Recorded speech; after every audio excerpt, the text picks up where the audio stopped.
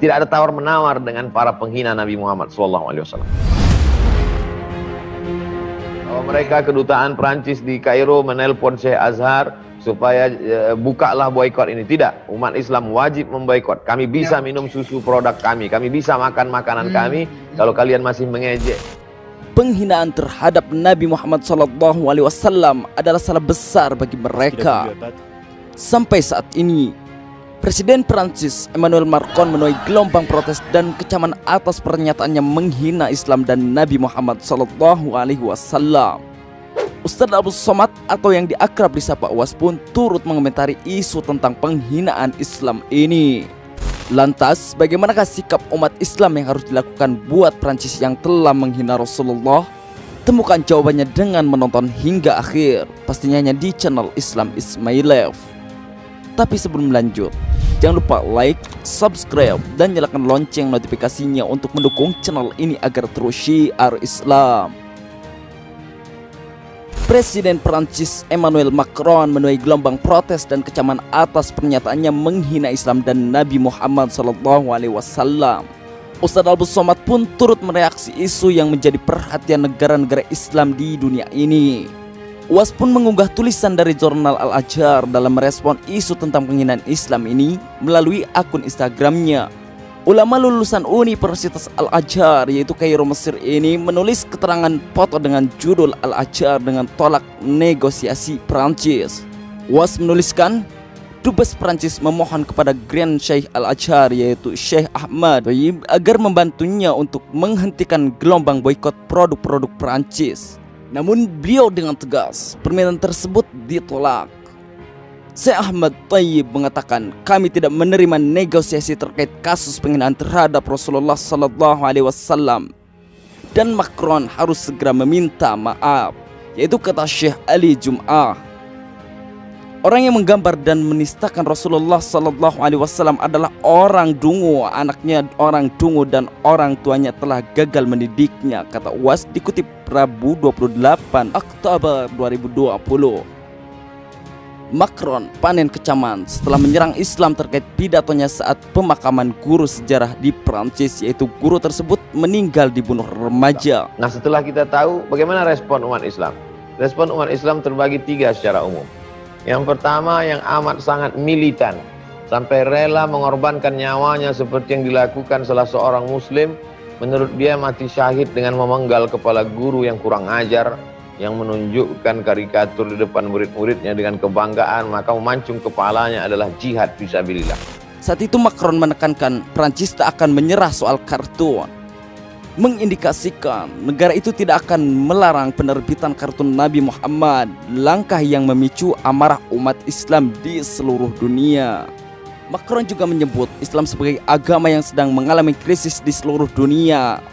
Ucapan presiden yang menikahi perempuan tua itu pun memicu gelombang protes. Sejumlah negara muslim mengecam politikus LRM tersebut. Beberapa negara seperti Arab, seperti Qatar, Kuwait, Yordania mendesak warganya untuk memboikot produk Prancis. Bahkan, warga Arab Saudi turut meramaikan media sosial yaitu medsos untuk tidak membeli produk Prancis. Begitu pula Turki yang mengecam keras dan menyerukan pula boikot.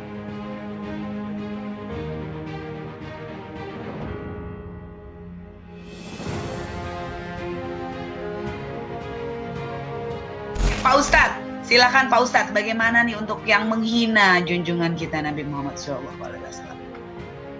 Idealnya itu, kehidupan ideal itu seperti kehidupan Nabi Muhammad SAW di periode Madinah yang 10 tahun itu, Ibu Risha.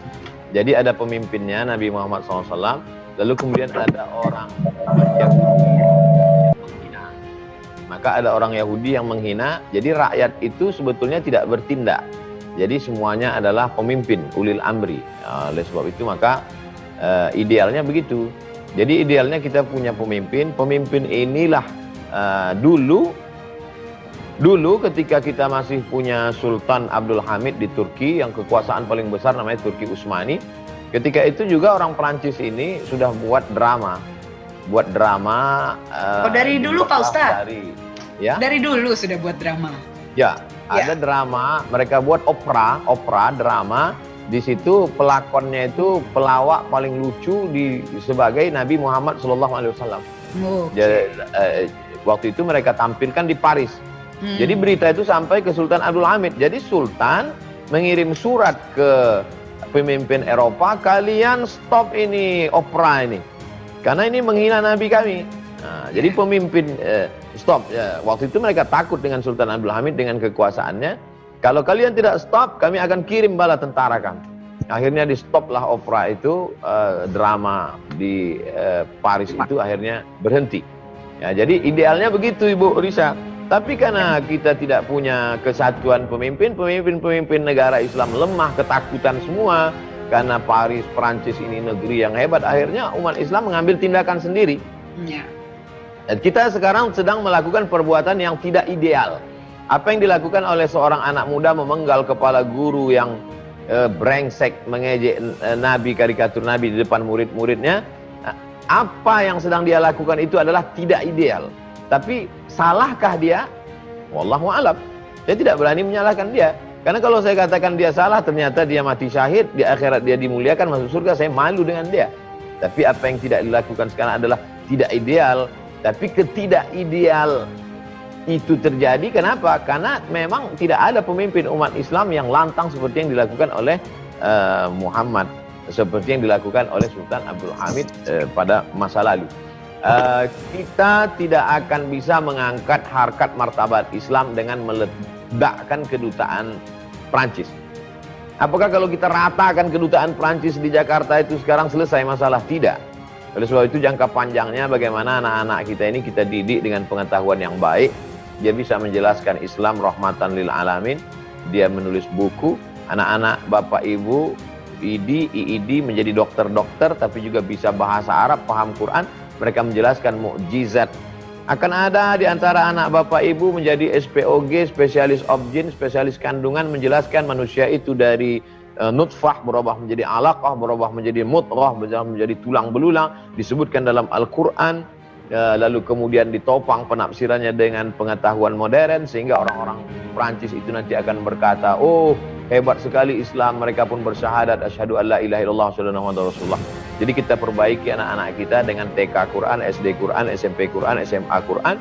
Setelah itu dia menjadi dokter spesialis, mereka akan menjelaskan kehebatan Islam sehingga mereka akan menebarkan hidayah. Mereka tidak lagi sibuk bicara tentang masalah jenggot, kaki celana, khilafiyah, memecah belah umat, masalah maulid bid'ah, tapi mereka menjelaskan Islam yang sempurna, yang universal, sehingga terwujudlah firman Allah, sanurihim ayatina fil afaq. Kami akan tunjukkan tanda-tanda kebesaran kami di alam semesta. Ada di antara anak kita yang belajar ilmu astronomi, ada yang belajar geologi, ada yang belajar meteorologi, geofisika, klimatologi, sains teknologi.